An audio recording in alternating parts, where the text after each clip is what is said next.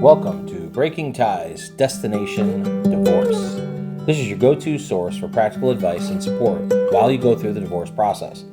Join us each weekday for a quick chat where we'll cover a variety of topics such as child custody, property division, and self-care.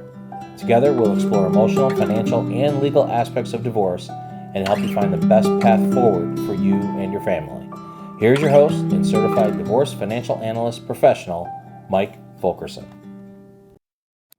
Welcome to today's Breaking Ties Destination Divorce podcast.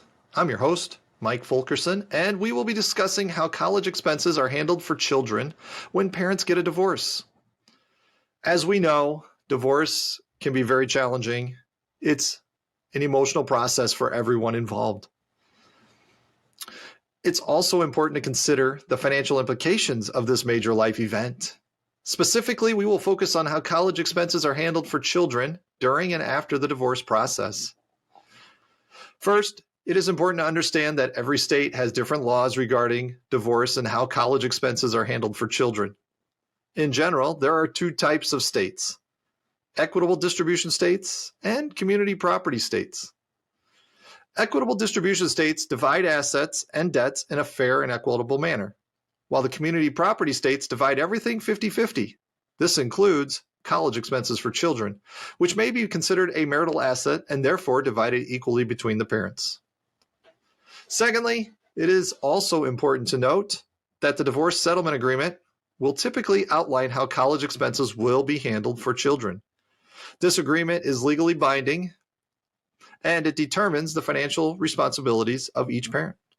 Some parents may agree to split college expenses equally, while others may agree to cover specific costs or agree to a percentage-based split. It's critical that parents understand and agree upon their responsibilities before finalizing the divorce settlement agreement.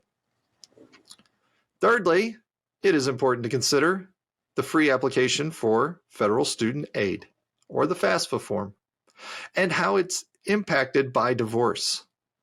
The FAFSA is used to determine a student's eligibility for financial aid, including grants, loans, and work-study programs. The FAFSA requires financial information from both parents, regardless of whether they are married or divorced.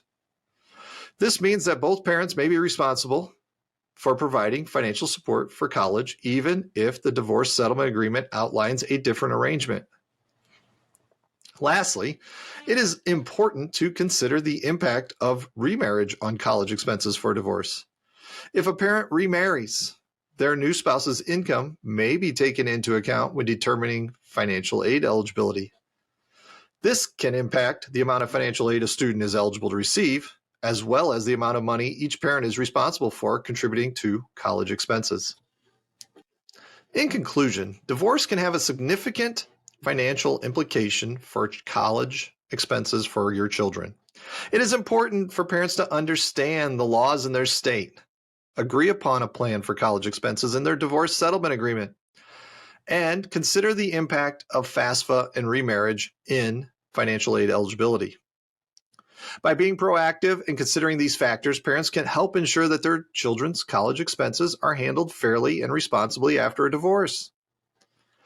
I want to thank you for joining me today on Breaking Ties, Destination Divorce. Feel free to reach out to me. My contact information is in the description. And remember that divorce is not the end of your story. It is the start of your next great chapter. Take care. We want to thank you for listening to this episode of Breaking Ties, Destination Divorce with Mike Fulkerson. For questions, please reach out to Mike via email in the description or give him a shout at 630-444-1410. Remember to subscribe, like, and follow.